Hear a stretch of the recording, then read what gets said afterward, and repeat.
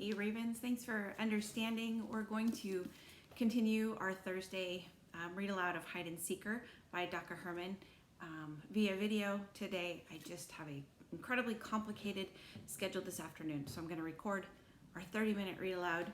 I'll post it, I'll send it to you as well, and we'll catch up and meet together next Tuesday. We're on chapter 23, page 211. Lyric kicks free, scrambles to his feet, and tries to drag Mary to safety. They're going to attack again. Duke, grab my backpack. Look for something to help.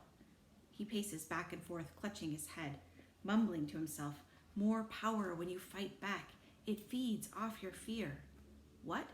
Lyric yells. Man, do something. The rat snakes move toward us in a slithering motion. Nia moves so suddenly the loss of her grip on Mary causes us to stumble. She tugs something out of her pocket and stalks forward. Nia! She extends her arm, and a mist envelops the rat snakes. Their pained squeaks make me wince. The rodent reptiles crawl over each other in an attempt to escape. They stagger away, chittering and hissing until they disappear. Nia spins on her heels and holds up the canister triumphantly. What just happened? Lyric says with eyes wide. I used the pepper spray from my keychain, Nia says. She looks just as shocked as I feel. Did you know it's not just for self-defense against humans? It can be used on attacking dogs, bears, and apparently giant freaky rat snakes. My mouth falls open. The water blaster. There was so much going on before I didn't even think about what it meant. I turn to Lyric. You used the water blaster on Duke. And the pepper spray worked. We were right. The stuff we snuck in can help us. Dude, we just leveled up, says Lyric. This is a total game changer. I was too busy running from my mom to even think about using something from my backpack to help me. I'm not sure what would work, but knowing we have weapons is amazing. Lyric helps Mary stand. Wobbling, she tugs her arm away. You shouldn't have done that. Touch me, I mean, she whispers, but thanks.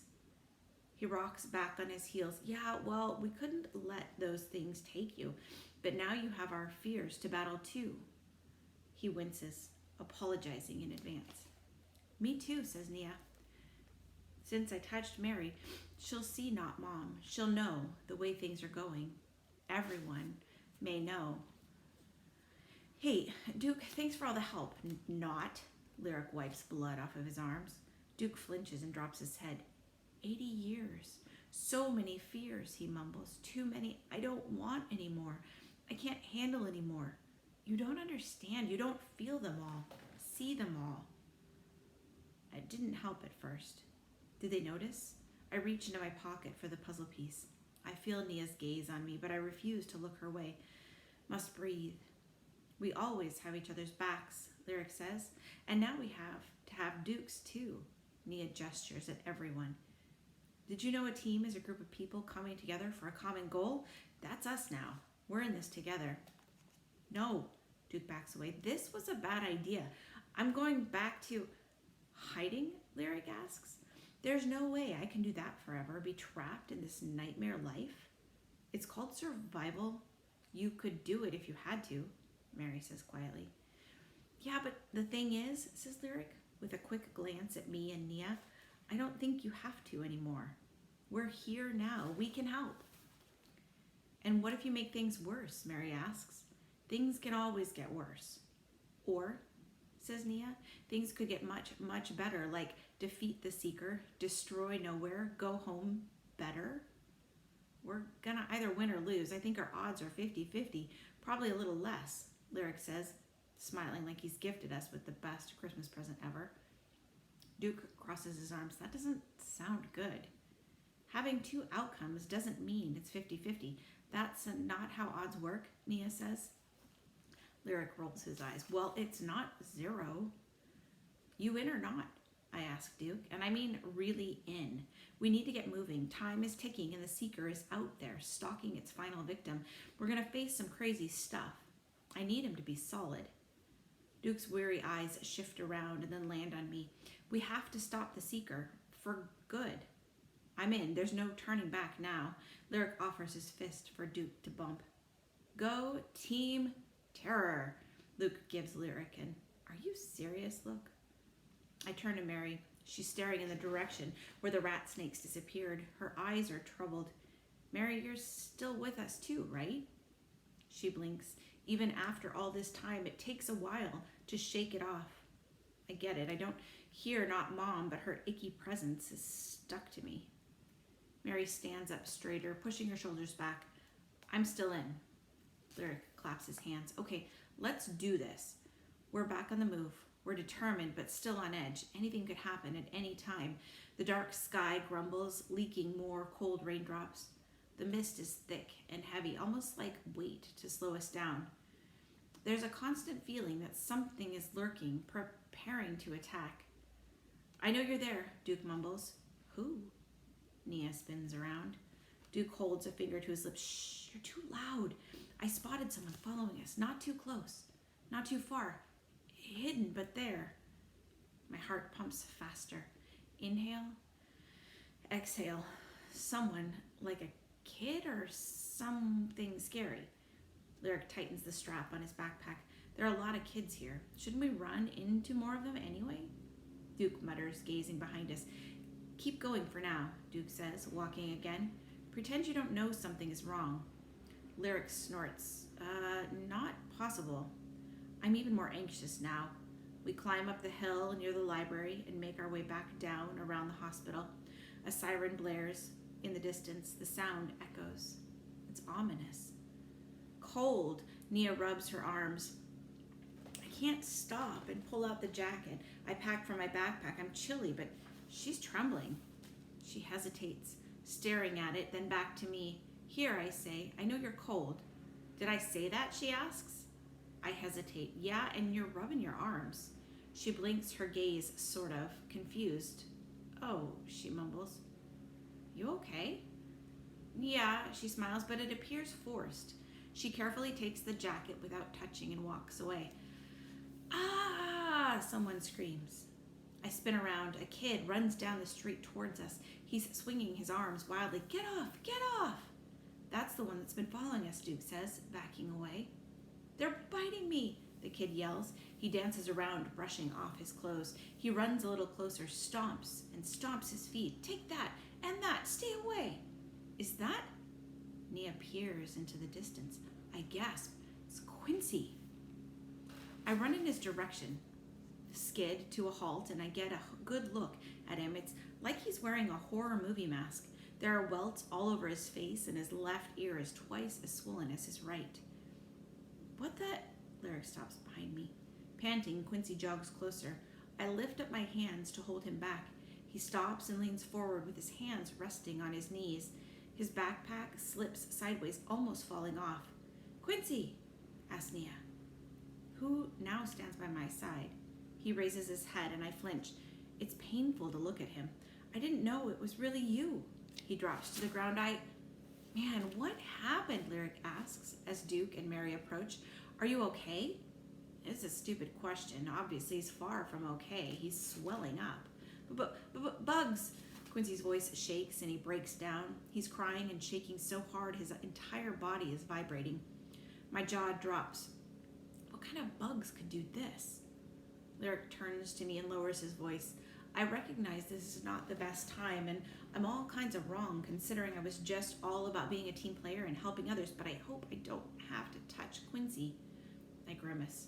Me too. Lyric, says Nia. I'm being honest, of course. If he's in danger, I'll step up. Lyric peeks over his shoulder at Quincy and winces. It's just, look at him. Do either of you have something in your backpacks that may help? Nia asks. I brought a small first aid kit. Maybe there's something we can use. I search inside the front pocket as Nia kneels next to Quincy. She's close, but not too close. I find a small tube of ointment for burns and cuts. This might help. Is this another one of your friends? Duke tilts his head to the side and studies Quincy. Yeah, I say. Mary's seen Quincy before. We just need to find Carla and Shay now, says Nia. Quincy cries out. I turn back to see him rubbing the ointment on his face, on his wrists. His mark is now the number 396, Just more confirmation we're right about the numbering. Is it helping, I ask? A little bit. The bites aren't burning as bad. It felt like my face was on fire. Burning? Lyric mutters. Man, how did this happen? Quincy's hand freezes mid-motion, then slowly lowers to his side. There was a giant bee's nest hive thing in a maze. It was full of different kinds of bugs. I finally got out, but they were chasing me. I thought I got away, but more bugs found me, and they were worse than the other ones.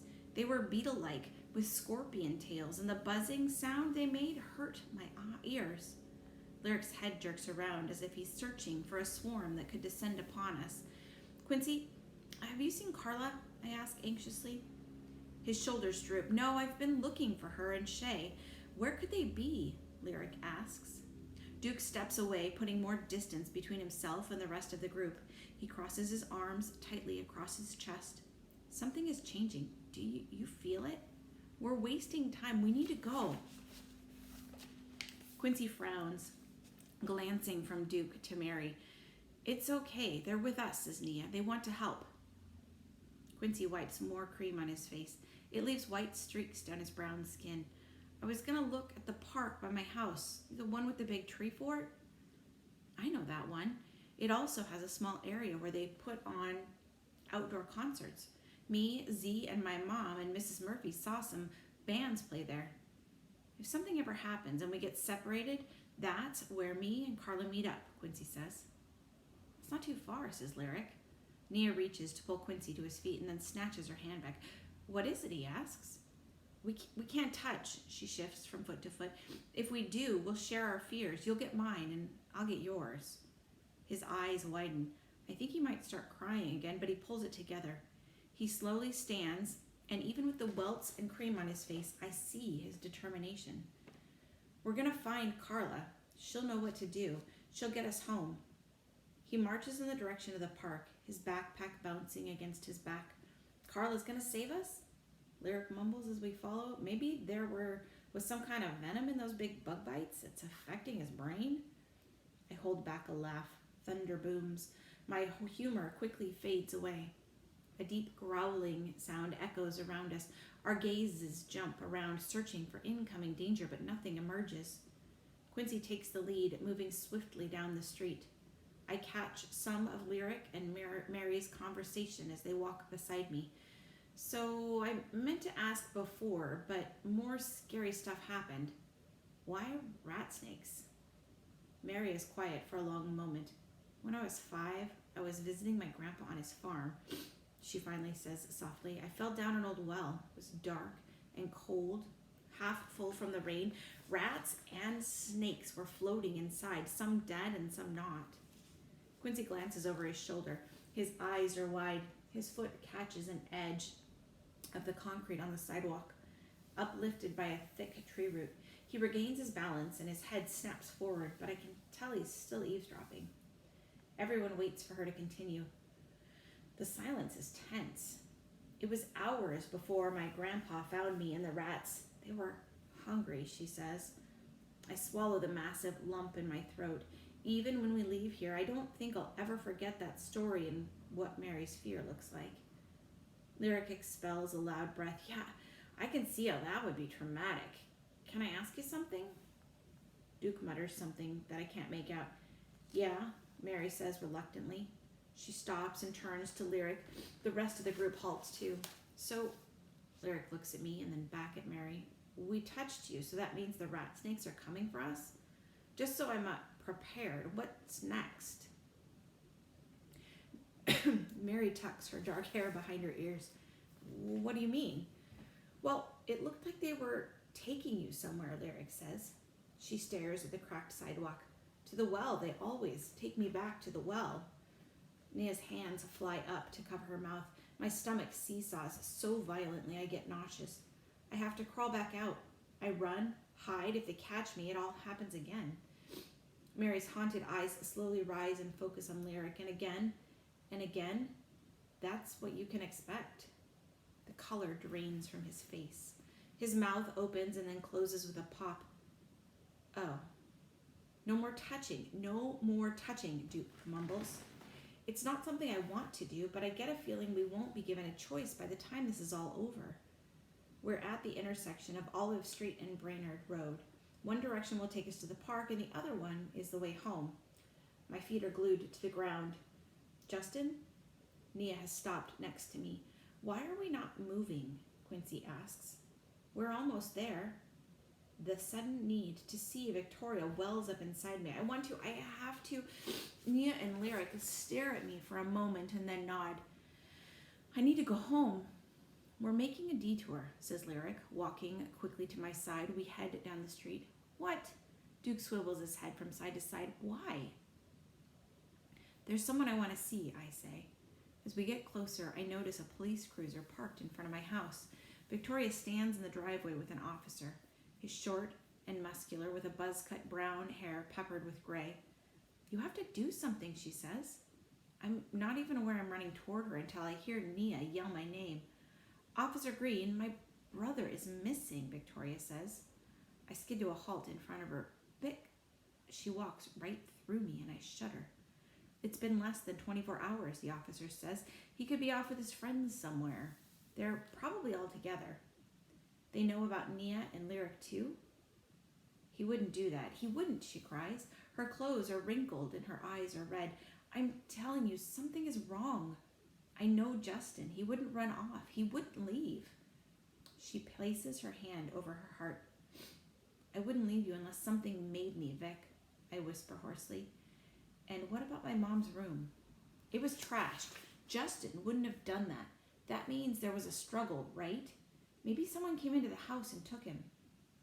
You said his mom died recently. Maybe he's still dealing with the loss. He could have gotten upset and acted out. No, says Victoria. And it was over a year ago, 399 days. My eyes are drawn to the mark on my wrist. Victoria's hands interlock under her chin as if she's praying. You have to believe me. Ma'am, I promise we're looking into it. We're canvassing the neighborhood, talking to people, but more than likely he'll show up soon. The cop hands her his card. Call me if anything changes. I stand beside Victoria, watching the officer get into his car and drive away. She buries her face in her hands. I'm sorry, Vic, I whisper brokenly.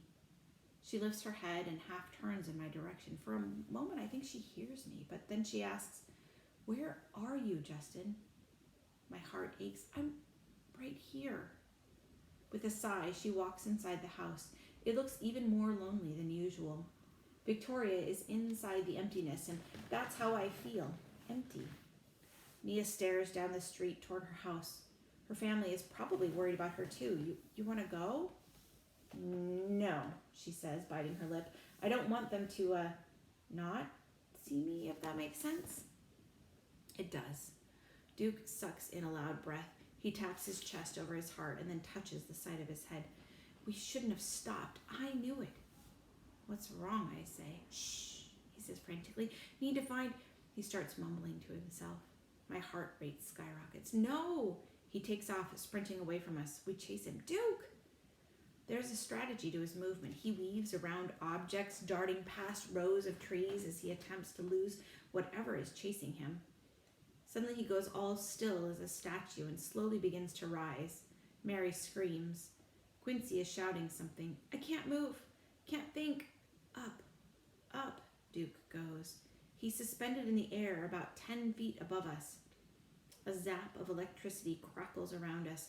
The hairs on the back of my neck stand up. My ears are ringing. My body is vibrating painfully. A blast of power knocks me to my knees. I'm vaguely aware of the others going down too.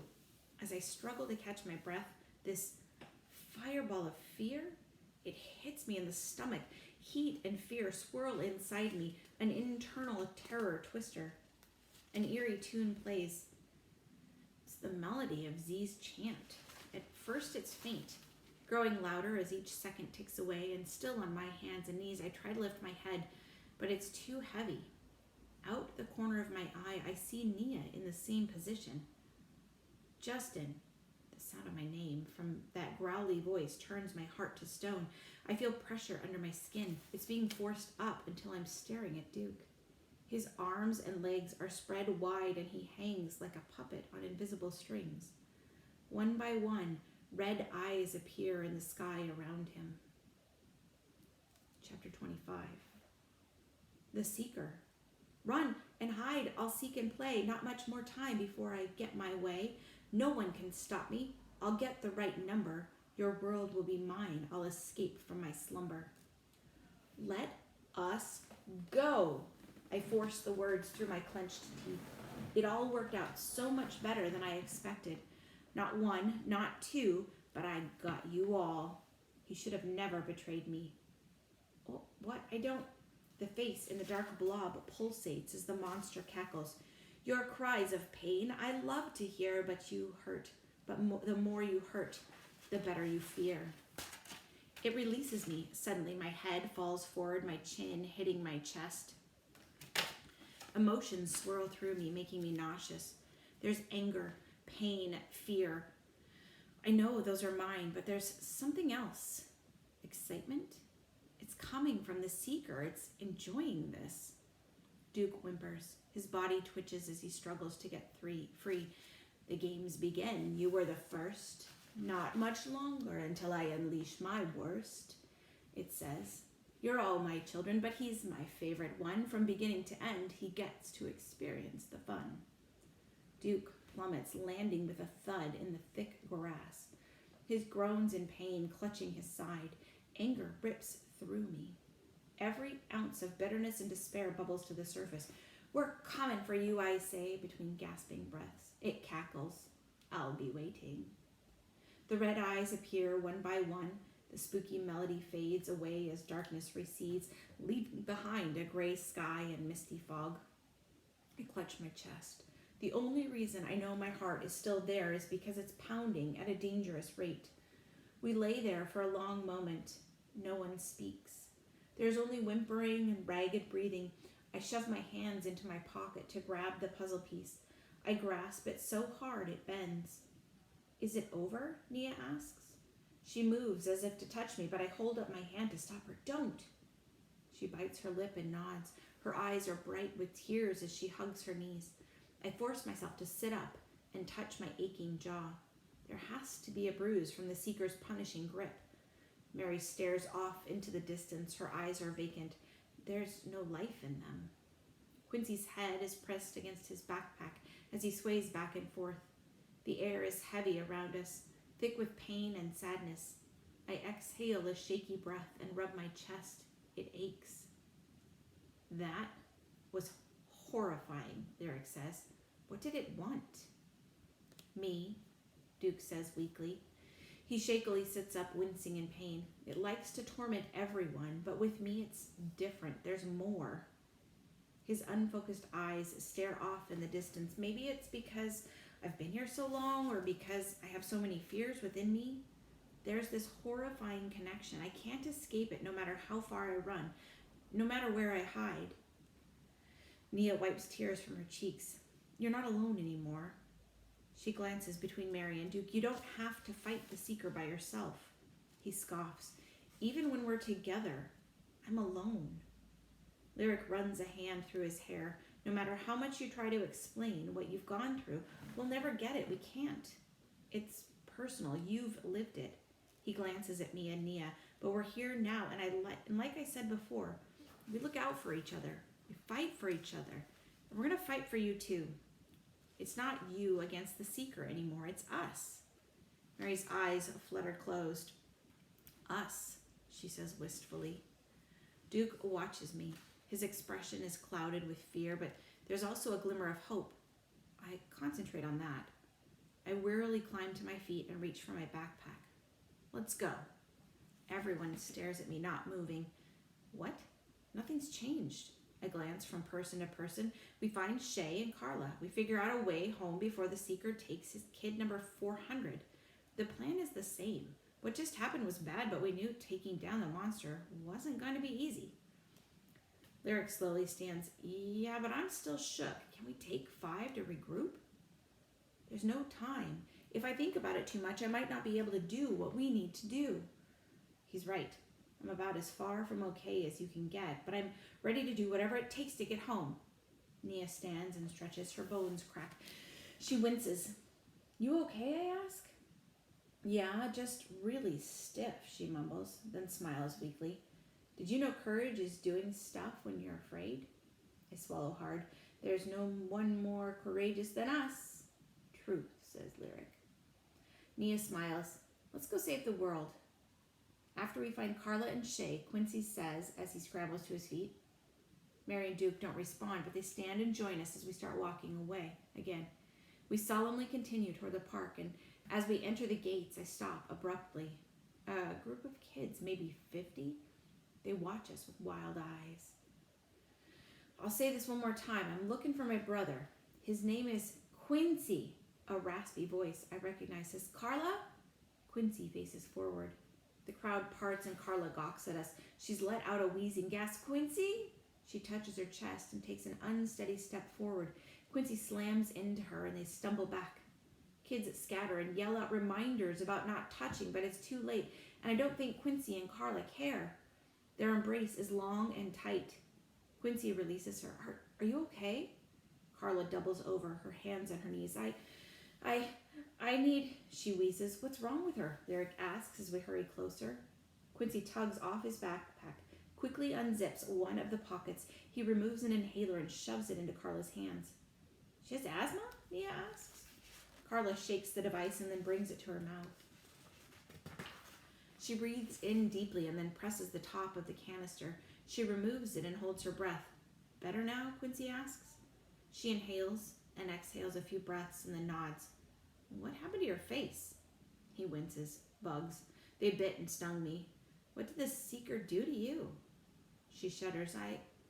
She falls silent when she catches sight of our group. She stands up taller, jerking her shoulders back. What are they doing here? Quincy points in our direction. They helped me find you. We're glad you're okay, Nia says. Carla snorts. Of course I'm okay, duh. I know how to take care of myself. There's not as much bite in her words as usual. Her hair is tangled and there are scratches all over her face and neck. You better be happy my brother is safe, Carla says. I bet all of you are to blame for whatever's happening. Fix it. I ignore her. My gaze is locked on someone standing just behind the crowd of kids. Shay. She's dressed in one of those ballet dance outfits, a black leotard thing with a pink frilly skirt and tights.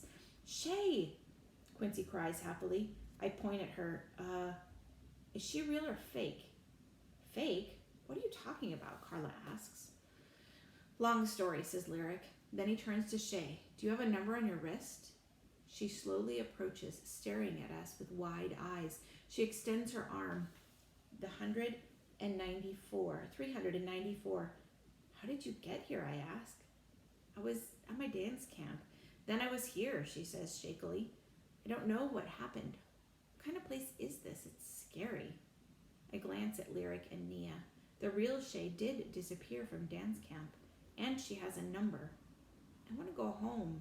Shay flips her long brown hair over her shoulder. I'm sure my parents have offered a huge reward for my return. I was probably on television. I hope they used a good picture. Lyric rolls his eyes. That's definitely something the real Shay would say. I'm glad you're okay, Quincy says to her. I was worried about you. Not as much as I was worried about my sister, but I did think about you all the time. Shay? Quincy looks up and down, her nose scrunched in a frown. Thanks. Carla shoves her inhaler in for the front pocket of her baggy jeans. I want to know what's up with this crazy place. How do we get home? Their murmuring around us grows louder. The kids gather near the tree fort, stare at us. My gaze darts around the group, all shapes and sizes. Different races, older, younger. A surge of panic shoots through my veins as I take in some of the clothing. Bell-bottom pants, tie-dyed shirts, poodle skirts, platform shoes, knee socks, leather vests with tassels. Some of these kids were taken a long time ago, like Duke. I thought you said kids don't usually hang out together, I said to him. His eyes twitch. I've never seen this many together at once. I ran into some of them as I was walking around trying to figure out what's going on, Carla explained. I told them I was going to find a way home, and they started to follow me. What's this about a monster snatching us? And why is all this scary stuff happening? I wasn't following you, a girl with long red hair says. She's wearing blue shorts and a green tank top. The monster was chasing me, and I was trying to hide. Me too, says a boy with a large gap in his top front teeth. He's short with curly brown hair. My gaze bounces between the two of them. They look familiar. How do I know them? My eyes widen. Annabelle? Cameron? They gasp. How do you know my name? She asks. The missing wall, I say. Whoa, Lyric gawks at them. You're right. What's a missing wall? Annabelle asks. Nia side-eyes Mary. We found a wall with pictures of missing kids. Your photos were up there with some of our friends. Was it on the news? Cameron asks. Are my mom and dad looking for me? Yeah, man, I'm sure they are, Lyric says. I glance at Cameron's wrist and then at Annabelle's. He's number 325. Annabelle is 307.